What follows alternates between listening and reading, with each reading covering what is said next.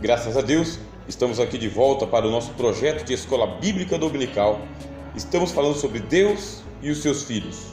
Hoje, a aula de número 6, Deus e Sete, o filho que Deus concedeu para Eva depois que Caim matou Abel.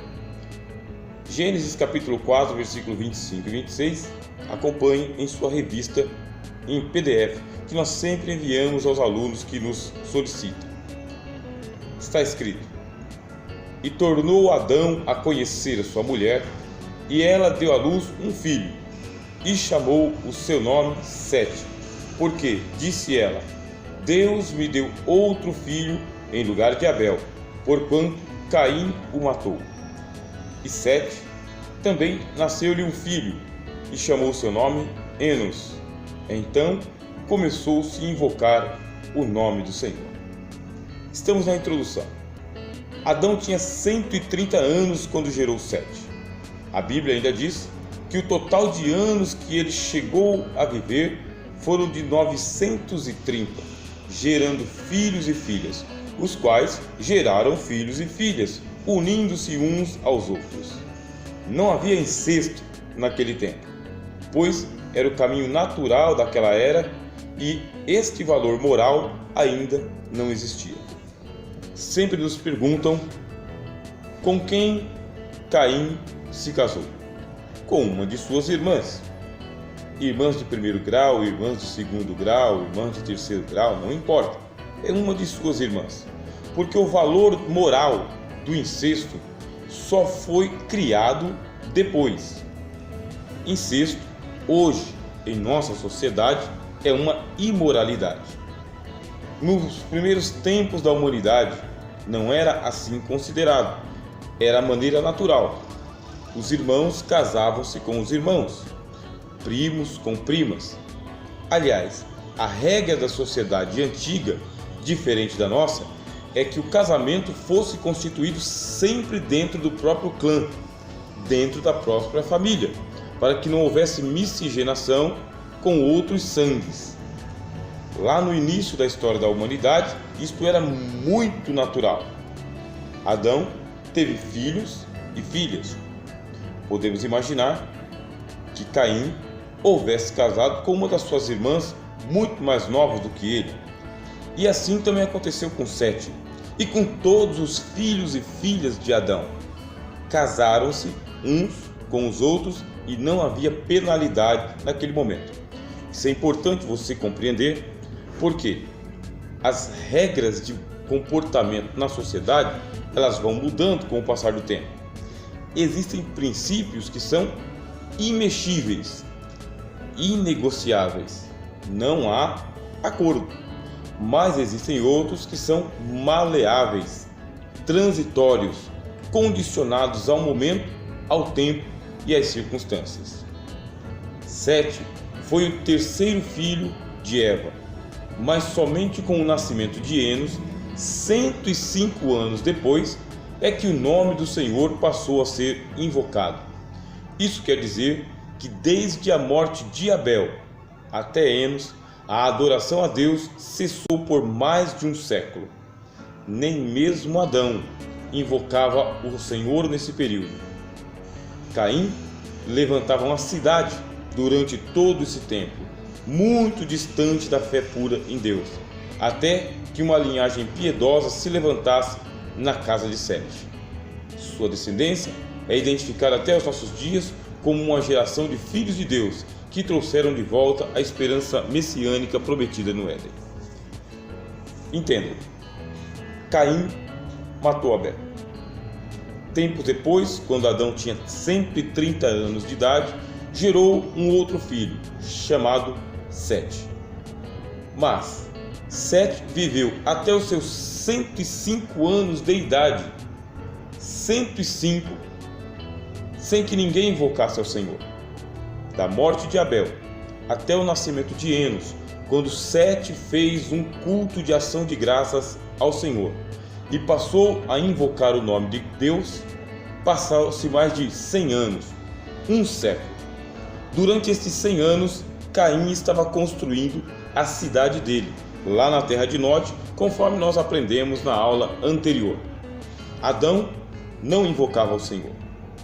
Eva não se demonstra que invocava o Senhor.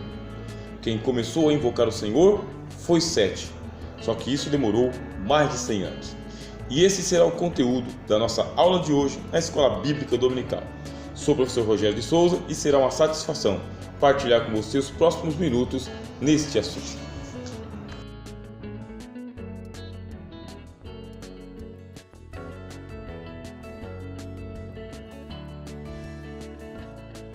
Vamos iniciar falando sobre a longevidade dos anos em que as pessoas do tempo pré-diluviano viviam. Isto hoje soa muito estranho aos nossos ouvidos. Aliás, quando a gente ouve dizer que uma pessoa está com 120, 130 anos de idade, a gente já fica logo desconfiado. Será? Como consegue viver tanto tempo assim? Pois bem, no tempo pré-diluviano, as pessoas viviam centenas e centenas e centenas de anos. Foi o caso de Sete. A Bíblia diz que aos 130 anos de idade, Adão estava no pleno vigor de todas as suas potências e saúde.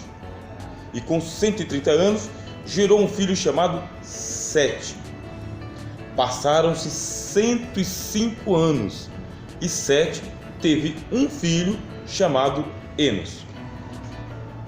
Uma particularidade da Bíblia que você deve compreender é que ela não entra em todos os detalhes que nos interessam, que aguça a nossa curiosidade. Como que ela faz? Ela trata o assunto por alpondras. O que é um tratamento por alpondras? Imagina que você está olhando para uma cadeia de montanhas. Você está daqui e olha lá para o horizonte, uma cadeia de montanhas. As árvores que estão abaixo do nível da montanha, você não consegue enxergá-las uma a uma. Elas formam uma floresta. As pequenas montanhas que estão abaixo das grandes montanhas, você também não consegue enxergá-las. Somente as maiores. É assim que a Bíblia trata os assuntos no início da história da humanidade. Assunto a assunto, por alpondras, somente aquelas maiores. Que isto quer dizer? Quer dizer que Adão teve filhos e filhas antes de Sete. Durante todos os seus 130 anos de idade, Adão teve filhos e filhas que eram árvores baixas, montes pequenos, pessoas que não ganharam destaque para a história bíblica, não foram relevantes para o autor e para o relato bíblico. Quem é que teve relevância? Abel, que foi o primeiro morto, Caim, que foi o primeiro homicida, e Sete, que foi o primeiro a invocar o nome do Senhor depois da morte de Abel. Os filhos e filhas que Adão teve nos seus 130 anos e que não ganharam relevância para o relato bíblico não aparecem na história. De igual forma, aconteceu com Sete também. Teve filhos e filhas antes dos 105 anos de idade, mas os tais não aparecem no relato. Porque somente a partir do nascimento de Enos é que começa a se invocar ao Senhor. A Bíblia quer dar destaque para aquilo que é relevante para a nossa fé, para a nossa piedade, para o nosso conhecimento das coisas de Deus. Não se invocava ao Senhor. A cidade de Caim estava crescendo. A apostasia de Adão só aumentou. Ele nunca voltou-se para o Senhor. Eva, depois que gerou Sete, desaparece da história, não volta mais. E somente se fala de Enos porque foi quando ele nasceu que Sete se converteu e passou a invocar o nome do Senhor. Gênesis 5, 6 e 8 diz: E viveu Sete 105 anos e gerou a Enos. E viveu Sete, depois que gerou a Enos, 807 anos e gerou filhos e filhas. E foram todos os dias de Sete 912 anos e morreu. Nós não podemos ficar aqui sendo ingênuos de imaginar que a primeira vez que Sete teve um filho foi aos 105 anos. Afinal de contas, é um tempo em que os homens e as mulheres eram altamente férteis. A Bíblia não fala de problemas de fertilidade com a geração dos homens antes de Abraão. 105 anos. Poderiam ter casado muito antes. Mantinham a vida sexual ativa. Nasciam filhos e filhas, mas levavam uma vida cotidiana, natural, normal, até que um fato relevante acontecia. Aqui o fato relevante é que aos 105 anos, Sete começou a invocar o Senhor. A fé veio para o seu coração. Ele sentiu a necessidade de dedicar o seu filho a Deus. E depois disso, diz a Bíblia, ele viveu 807 anos, invocando ao Senhor e aumentando a semente dos piedosos, daqueles que creem em Deus, daqueles cuja vida se voltam para as coisas espirituais. Sete é o pai original da linha dos piedosos depois que Abel morreu. Foi a sua descendência que o livro de Gênesis capítulo 6 chama de filhos de Deus. São filhos de Deus porque passaram a invocar o Senhor, em contraste com as filhas dos homens que, nascendo, não invocavam ao Senhor, levavam uma vida que nós, no dia de hoje, chamamos de uma vida comum, vida secular e até uma vida profana. Nós vamos chegar lá quando estivermos estudando sobre Noé para falarmos mais sobre as filhas dos homens. Aqui queremos falar sobre a longevidade, esse período de tempo em que os homens viviam centenas e centenas de anos e não se enfadavam de viver. E a Bíblia não fala que eles procuravam a morte. Não havia a ideia do suicídio. Isto não é destacado. O que é destacado é que a linha piedosa começou a surgir. A vida nos tempos antes do dilúvio, está na nossa revista, era longa. A Bíblia fala de homens com mais de 900 anos de existência. Adão, por exemplo, morreu com 930 anos. Sete com 912. Agora preste atenção no detalhe. Por que isso é relevante para o nosso estudo? Preste atenção. Estes homens que viveram demais, eles foram contemporâneos uns dos outros por muito tempo. Viviam no mesmo espaço, no mesmo lugar, na mesma terra. Eram todos congêneres, eram todos clãs, tribos, uns amalgamados com os outros, eram contemporâneos uns dos outros. Eu vou passar para vocês depois, me peçam, tá bem?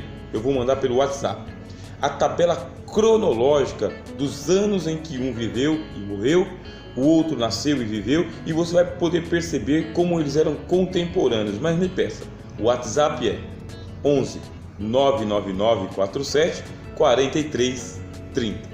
Bem, isto quer dizer que Sete e Adão viveram juntos por 800 anos. Adão não morreu de repente, viveu até os 930 anos. E durante 800 anos de vida, Adão viu o clã da linhagem dos piedosos crescer, se avolumar, se agigantar.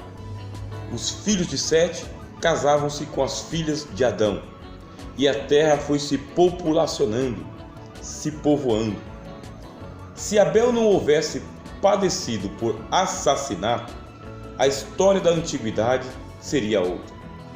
Pois, desde a sua morte até o nascimento de Enos, os homens deixaram de invocar o Senhor. Isso aqui foi grave. 100 anos sem invocar o Senhor, com filhos e filhas nascendo, gerando filhos e filhas.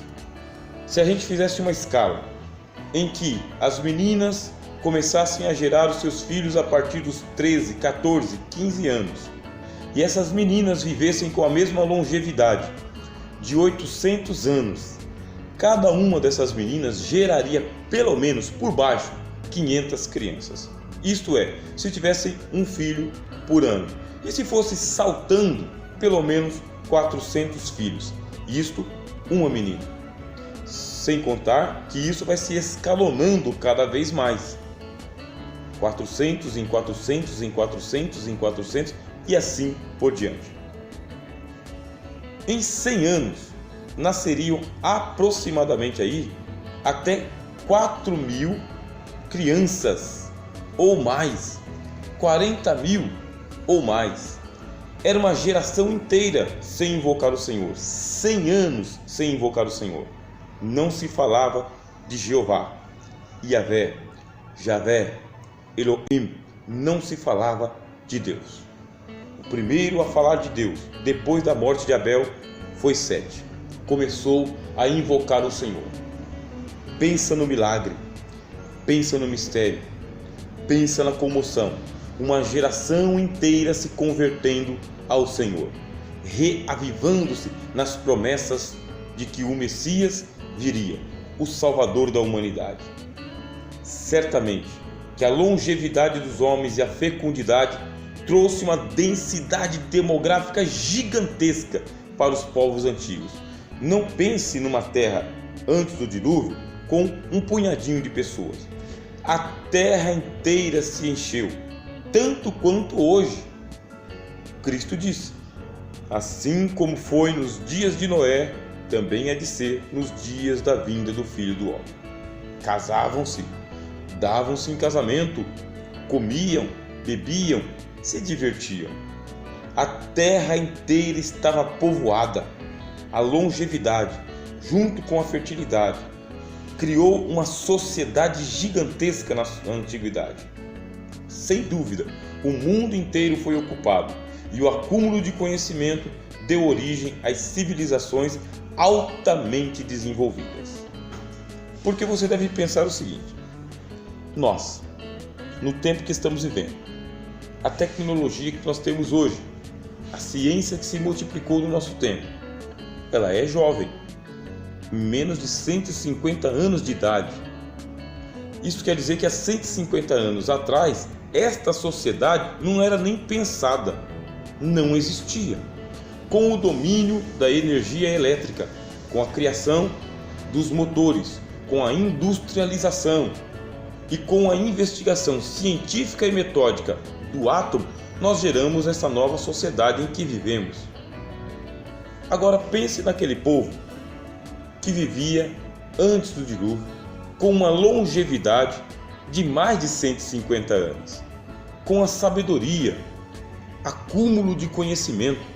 O que foi aquilo? O dilúvio enterrou essa sociedade abaixo do nível do mar. Mas a arqueologia e a criação de sondas submarinas têm mostrado para nós que abaixo do nível do mar existem soterradas, enterradas, submersas, milhares e milhares de cidades aquáticas. Não quer dizer que as pessoas viviam debaixo d'água naquele tempo, e sim que o nível do mar era muito mais abaixo e que as sociedades tinham uma altíssima tecnologia para aquele tempo, inclusive com usinas atômicas, usinas elétricas, usinas hidrelétricas. Isto é o que está vindo à tona hoje com o avanço da tecnologia que nós temos e das ciências que nós temos. Muita coisa foi criada pelo homem antes do dilúvio. Era uma sociedade tecnológica, de gente que vivia por muito tempo. Mantenha isso aí na sua mente, porque quando nós estivermos estudando sobre o dilúvio, você vai compreender melhor por que Deus teve que tomar uma decisão tão drástica, tão trágica, tão dramática, como a destruição total daquela sociedade que a gente chama de pré-diluviana. Não era uma sociedade do tempo das cavernas, como se imaginou. Não era uma sociedade de pessoas que não sabiam ler, escrever ou não tinham domínio da matemática ou da tecnologia. Muito pelo contrário, há uma suspeita de que eles eram bem mais avançados do que nós, muito mais avançados em conhecimento, sabedoria, inteligência, intelecto, tecnologia e outras ciências, ciências da natureza, domínio da física, domínio da quântica, domínio das viagens, uma sociedade que a gente nem imagina. O dilúvio realmente foi necessário, do contrário, o mundo não chegaria até os nossos dias e o Messias teria que vir ao mundo. Depois do dilúvio, demorou-se ainda mais de 2000 anos para que viesse o Salvador. Se Deus não tivesse tomado aquela medida naquele momento, assim como ele tomou com a Torre de Babel e assim como ele tomou com Sodoma e Gomorra, não daria tempo de chegar até os dias do Messias, porque a terra seria totalmente outra. É lógico que eu estou falando por força do pensamento, de acordo com o que a gente tem nas Escrituras e com as coisas que a gente tem em mãos, mas você tem toda a liberdade para investigar por si mesmo. O preocupante é que esse aumento demográfico e o progresso tecnológico aconteceu em tempos onde a fé em Deus estava morta, junto com Abel, até que nasceu Enos, o filho de Sete, o primeiro crente e adorador depois da morte de Abel. Aquele ato de Sete foi inovador, pois a civilização antediluviana não conhecia ao Senhor. O agravante de todo esse avanço tecnológico e demográfico é que o pessoal descartou a existência de Deus. Era uma sociedade sem Deus, homens ímpios, ou no mínimo pessoas ateias, ou no mínimo pessoas que eram indiferentes à existência ou não de Deus. A gente vê pela sociedade que nós vivemos que o fato das pessoas não terem piedade no coração e fé em Deus as liberta de alguns pudores religiosos e por isso vão até as últimas consequências no domínio da natureza, da sociedade e das pessoas. Essa sociedade que ela é criada paralela à fé em Deus é uma sociedade que ela produz tecnologia, produz avanços, no entanto, também produz muita impiedade. A Bíblia diz que o princípio da sabedoria é temer ao Senhor. Sem fé em Deus, tudo o que nós fazemos tem um sentido egocêntrico e até egolátrico, altamente perigoso, porque isto libera o diabo para agir tranquilamente. No mundo onde não se há temor a Deus, o diabo ele nada de braçada. Diz o apóstolo Paulo que ele é um espírito que fica sobrevoando no ar e operando nos filhos da desobediência. Leia a carta aos Colossenses. É o espírito junto com uma hoste de demônios que atua nas pessoas que não têm temor de Deus. Será que nós queremos viver nesse mundo para sempre? Por muito tempo? As medidas que Deus foi tomando depois, com a derramada do dilúvio, com a destruição do mundo antigo, foram necessárias para a preservação da linhagem dos piedosos. Nós vamos agora falar sobre a descendência de Sete.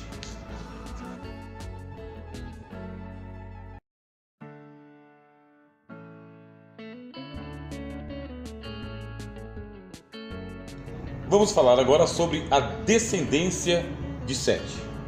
Sete é o patriarca dos filhos de Deus. Sua descendência invocou ao Senhor, dando origem a 11 gerações, marque aí, 11 gerações de crentes adoradores e piedosos. É muita geração. Imagine você daqui a 11 gerações. Imagine os seus filhos gerando filhos, que geram filhos, que geram filhos, e daqui a 11 gerações, aproximadamente 800 anos, ainda se invoca ao Senhor por sua causa. Foi o que aconteceu com Sete. 11 gerações de adoradores e piedosos. Cerca de 1400 anos aproximadamente de fé e persistência nos caminhos da piedade. Veja o quão é importante você começar um caminho de fé na tua casa, na tua família, na tua sociedade, na sua igreja.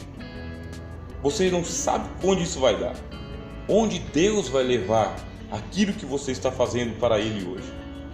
Deus pegou o culto que Sete começou quando se converteu aos 105 anos de idade e levou esse culto por 1400 anos para frente, com filhos gerados a partir de Enos.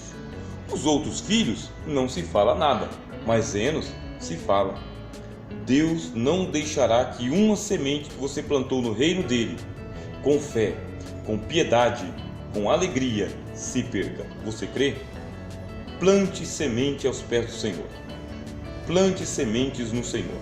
Ele cuidará da tua sementeira. Dentre os mais ilustres, a Bíblia fala de Enoque, por exemplo. Enoque é descendente direto de Sete, o profeta que andou com Deus e não apareceu mais, porquanto Deus para si o tomou. Ainda neste nosso projeto de Escola Bíblica Dominical, teremos uma aula exclusivamente para falar sobre Enoque. Não perca! Aliás, plante a sua semente, divulgue esse trabalho, espalhe essa notícia. Escola Bíblica Dominical Online, um projeto da Associação dos Teólogos de Fronteira. Ainda também fala de Noé, o qual deveria trazer consolo acerca das obras e do trabalho difícil das mãos humanas por causa da terra que o Senhor amaldiçoara. Gênesis 5, 29. Lembra-se quando Deus estava colocando Adão e Eva para fora do paraíso? Também nós falamos disso aqui nas primeiras aulas do nosso projeto. Deus amaldiçoou não Adão, Deus também não amaldiçoou Eva, mas a Bíblia diz: maldita é a terra por tua causa. A terra foi amaldiçoada por causa do pecado de Adão. Esta descendência de filhos de Deus, a descendência de Sete, preservou a terra por 15 séculos, vivendo como sal da terra e luz do mundo. Palavras do Senhor Jesus. Você é sal, você é luz. É por sua causa que a tua sociedade não é destruída. É por tua causa que o lugar onde você está é preservado. Mantenha o sabor, mantenha a tua luminosidade. Deus está contando com você nesta geração. Por causa da semente dos piedosos, o dilúvio demorou 15 séculos, muito tempo para frente. Imagine se Sete não começasse a invocar o Senhor. Ele tomou a iniciativa.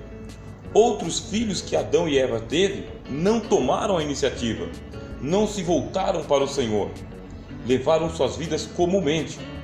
Mas Deus, diz a Bíblia, os olhos do Senhor estão sobre os justos. Deus procura a semente dos piedosos. Seja um destaque diante de Deus nessa geração. Muitas podem ser as suas angústias, suas aflições, os tormentos que você padece. Mas não abdique, não abre mão da fé que Deus colocou no teu coração. Preserva ela, Deus vai te honrar. Receba esta palavra no nome de Jesus. A Bíblia diz que os homens começaram a se multiplicar sobre a face de toda a terra e lhes nasceram filhas. Aí viram os filhos de Deus que as filhas dos homens eram formosas e tomaram para si mulheres de todas quanto escolheram. Isto era inevitável. No lugar em que eles estavam vivendo, os clãs foram surgindo. Tem gente que busca a Deus, tem gente que não busca a Deus. E o contato com as pessoas que não buscam a Deus é inevitável em todas as gerações. E naquela geração, diz a Bíblia, os filhos de Sete começaram a conviver com as filhas de Caim. O nome que a Bíblia fala é filhos de Deus e filhas dos homens. Havia proximidade entre as gerações e convívio cultural. Sabe uma coisa que eu estimulo você? Monte uma sala de escola bíblica dominical na tua casa mesmo. Chame seus amigos, peça para nós o PDF, leia a nossa revista, discuta esse assunto na sua sala. Discuta esse assunto com seus familiares e seus amigos, na sua igreja, na sua garagem, no quintal da tua casa. Coloque as pessoas em contato com esse material. É importante saber disso aqui. Comparando os nomes dos descendentes de Sete com a descendência de Caim, encontramos similaridade, o que pode indicar a união de clãs. O clã de Sete e o clã de Caim. Havia proximidade. E alguns nomes são muito similares. Veja lá, nós encontramos a similaridade que pode indicar a união de clãs, famílias inteiras dos filhos de Sete se casando com as filhas de Caim. Sabe que esse assunto ele foi destacado por Cristo. Nos dias de Noé, casavam-se e davam-se em casamento.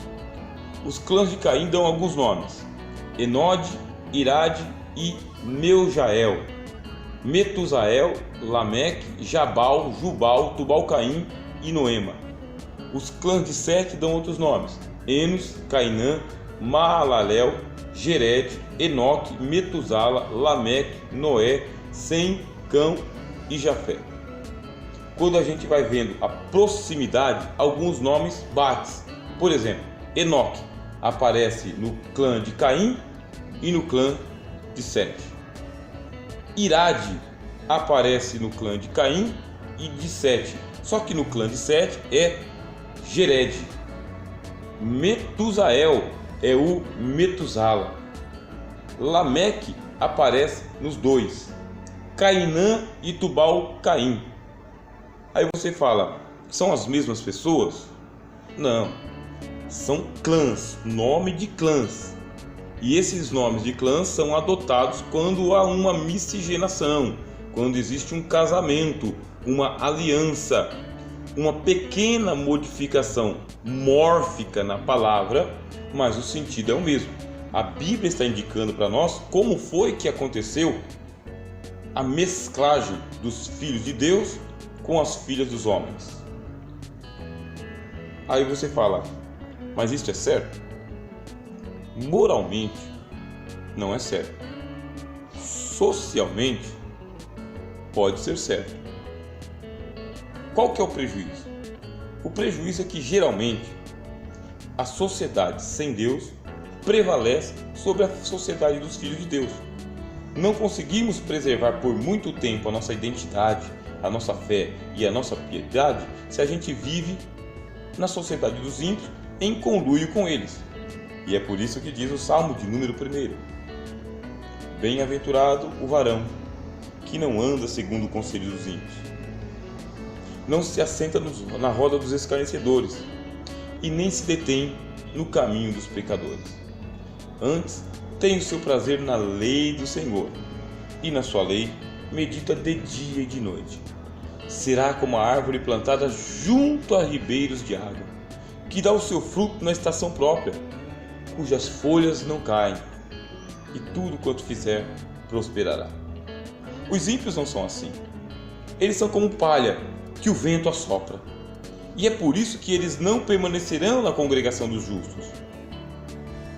Eles não podem permanecer porque Deus conhece só o caminho dos justos, mas o caminho dos ímpios perecerá. Vamos agora para a nossa conclusão. Deus já está falando com você, que Deus está te preservando nessa sociedade e que há um caminho traçado para a sua vida, e este caminho é o caminho da fé. É por isso que você está estudando a Escola Bíblica Dominical. É por isso que você está estudando a Bíblia. Lembre-se, nós estamos em um curso de teologia bíblica e a nossa escola bíblica ela tem esta função, dar formação de piedade, fé, devoção, caráter cristão. Que o Senhor te preserve. Vamos para a conclusão?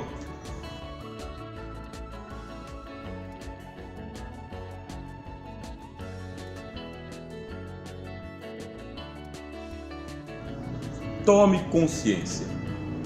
A comparação das genealogias nos mostra que houve uma união entre clãs de Caim e Sete.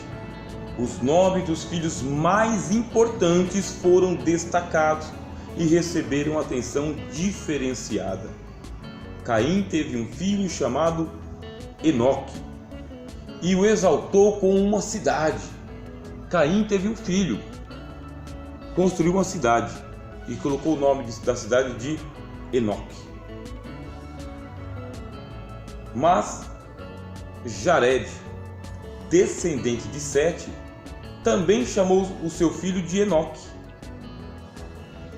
mostrando que na quarta geração depois da morte de Abel e do nascimento de Enos, os filhos de Deus já estavam se casando com as filhas de Caim. Não se fala da piedade de Jared, fala que ele era descendente de Enos, mas fala da piedade de Enoque. O que isso quer dizer? A cidade de Caim já era uma cidade famigerada, gigante, reconhecida. O nome da cidade era Enoque. Jared, descendente de Sete, pai de Enos, teve um filho. E por que ele colocou o nome do filho dele de Enoque, justamente o nome da cidade de Caim? É para poder mostrar para a gente, pelo raciocínio, que já havia uma miscigenação, já havia uma proximidade muito grande entre os descendentes de Caim e os descendentes de Sete. Ele homenageou o seu filho com o nome do filho de Caim. Você imagina, nós somos cristãos, você é cristão, você vai colocar o nome do seu filho, aí você vai procurar o nome do seu filho ou no rol dos piedosos. Geralmente a gente coloca o nome dos nossos filhos com o nome de um herói da Bíblia, um apóstolo, um profeta, um servo de Deus. Enquanto que a sociedade comum, a sociedade secular, também batiza os seus filhos com o nome dos famosos, das estrelas que estão brilhando lá fora. Agora nós somos uma geração de crentes, de cristãos e evangélicos, que também estamos colocando o nome dos nossos filhos com o nome dos artistas, o nome do pessoal que nem mesmo honra a Deus, ou de outras religiões. Foi isso que aconteceu no tempo de Sete, Enos, Jared e Enoque. Ele recebeu o nome do filho de Caim, a proximidade. A diferença é que o filho de Caim estava lá na sociedade dos ímpios, lá no começo da história, e Enoque está na quarta geração. Enoque, ele andou 65 anos sem um conhecimento de Deus, para você ter uma ideia de como já havia uma miscigenação, uma mistura, um abandono da fé. É um pouco contraditório, porque eu acabei de falar aqui nessa mesma aula que Deus estava preservando o trabalho que Sete fez quando ele começou a invocar o Senhor. Deus estendeu isso por 1400 anos, mas houveram pessoas que abaixaram o nível da fé. Existem momentos em que a nossa fé ela é muito arrefecida, ela recebe um choque e nesse choque ela se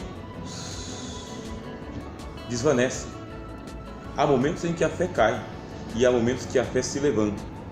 Enoque, da descendência de Sete, levantou a fé, não por causa do nome que recebeu, em homenagem ao filho de Caim, mostrando que havia uma ligação entre as gerações, entre o clã de Caim e o clã de Sete. Ele levantou o nome por causa que ele andou 65 anos sem conhecer a Deus. A fé estava em baixa, mas ele passou a invocar o Senhor. Passando a invocar o Senhor, diz a Bíblia, ele andou 300 anos com Deus. E nesses 300 anos que ele andou com Deus, foi suficiente para ele alcançar um testemunho de profeta, de vidente. Temos muito a falar sobre Enoque, não perca a nossa aula, onde nós falaremos especificamente sobre ele, tá bem? Mostrando que na quarta geração, depois da morte de Abel e do nascimento de Enos, os filhos de Deus já estavam casando com as filhas de Caim. O Lameque, mais uma particularidade. O Lameque, descendente de Caim, era bígamo e tornou-se um facínora, assassino de jovens e pai de 4 filhos que fizeram da antiguidade um mundo violento e degenerado. Os filhos de Lameque, descendentes de Caim, eles trouxeram violência e degeneração para a sociedade antiga. Os rabinos judeus ensinam que Jabal foi o pai dos que habitam em tendas e tem gado. Portanto, um empresário do transporte, da habitação e da pecuária. Olha só, lá naquela cidade de Enoque, a cidade de Caim. Eu sei que você pode, se você é um iniciante nas ciências bíblicas, vai ter um pouco de dificuldade. Mas foi assim que Deus me deu graça e eu comecei os meus estudos, isto há 24 anos atrás. Quando eu comecei a ler esses nomes, cruzar as genealogias, ver quanta confusão havia e quanta proximidade, eu tive que parar o que eu estava fazendo só para estudar aquele assunto. Se você é um iniciante, faça isso também. Para e estuda. Anota os nomes. Me peça para eu enviar para você a tabela cronológica dos nomes e das datas. Vai demorar um pouco de tempo para você assimilar. Vai ser necessário, inclusive, que você volte um pouco essa aula, mas não desista. Veja só, este descendente de Caim, chamado Lameque, era bígamo, assassino, e os seus filhos geraram uma sociedade de homens ímpios também. O Jabal, ele era empresário do transporte, da habitação e da pecuária, um gigantesco empresário da antiguidade. O nome do seu irmão era Jubal. Este foi pai de todos os que tocam harpa e órgão, portanto, do teatro e das diversões livres. Não parece com a nossa sociedade? Trabalho e diversão, pão e circo. Eles tinham um irmão chamado Tubal-Caim, mestre de toda a obra de cobre e ferro. Ele era o senhor das armas, um empresário da guerra, e a sua irmã Noema, que a tradição identifica como a mãe das meretrizes. Dá para acreditar? Essa aí é a cidade que Caim construiu, chamada Enoque. Lá tinha metalurgia, habitação, transporte, o senhor das armas, construindo muitas armas de guerra da antiguidade, muita diversão livre e uma mulher chamada Naamá. Esta Naamá não teria o nome dela citado como em nenhuma das listas genealógicas do livro de Gênesis se coloca o nome de uma mulher, a menos que ela tenha alguma relevância. Eva tem relevância, o nome dela aparece. Naamá tem relevância, o nome dela aparece. Quem foi essa Naamá? Dizem os rabinos pela tradição. Esta mulher é a mãe de todas as meretrizes. Foi ela quem montou uma indústria de diversão sexual na antiguidade. A tradição dos rabinos vai muito mais longe ainda. Chegam a dizer que ela foi a esposa de Noé. Não podemos ir além do que está escrito, porque a Bíblia oculta o nome da mulher de Noé. E é por isso que eu estou dizendo, é uma tradição. Só que essa tradição ela tem muito embasamento. Não é uma tradição ouvir falar. Ela tem muito embasamento. Nós vamos falar mais sobre isso quando voltarmos a falar sobre Noé no dilúvio. Os filhos de Deus se perderam nas últimas gerações. E uma geração estranha de gigantes surgiu, os famigerados nefilins, que espalharam o terror e multiplicaram a violência no mundo. Neste cenário surgiu Enoque, um filho de Deus que profetizou o fim dos tempos. Tente montar na sua mente agora o cenário, para a gente terminar. Adão viveu 930 anos. Gerou filhos e filhas. Todos os seus descendentes geraram filhos e filhas. Houve um determinado momento em que a fé voltou, quando Sete começou a invocar o Senhor. Só que já haviam se passado 105 anos desde a morte de Abel. A terra inteira foi tomada de violência. Ele e os seus filhos começaram a invocar o Senhor, começando um trabalho bem pequeno mesmo. Mas a fé ela não aumentava gradualmente, ela ia se mantendo estável. Do outro lado, Caim fez uma cidade. Na sua cidade não se invocava o nome do Senhor. Lá surgiu o mundo secularizado, das pessoas sem Deus. Esta geração de pessoas piedosas que foi gerada por Sete foi atraída para se unir em matrimônio e em outras uniões, outras alianças com os descendentes de Caim. A fé morreu, até que surgiu Enoque. Enoque andou 65 anos sem um conhecimento de Deus, mas aos 65 anos se converteu, passou a invocar o Senhor. Mas nesse ponto, a sociedade já estava miscigenada, misturada. Foram crescendo, foram se relacionando. Alguma coisa tecnológica aconteceu, um projeto genético muito semelhante ao que está acontecendo hoje, modificou a genética dos homens na antiguidade. Porque surgiram os nefilins. Quem eram esses nefilins? Eram os filhos de geração, tá? Foram gerados da união dos filhos de Deus com as filhas dos homens, é o que diz a Bíblia. Nasceram gigantes. Aconteceu uma mutação genética na antiguidade. Eram homens de gigantesca estatura. E a Bíblia diz que eles foram famigerados e foram eles os responsáveis em trazer violência para a terra inteira. Se tornaram os arquétipos daquilo que nós estamos vendo hoje, tantos e tantos milênios depois. Você sabia que o projeto Genoma, estou falando um pouquinho de ciência, ele foi criado com um objetivo de decodificar o DNA humano? E para que ter conhecimento do DNA humano?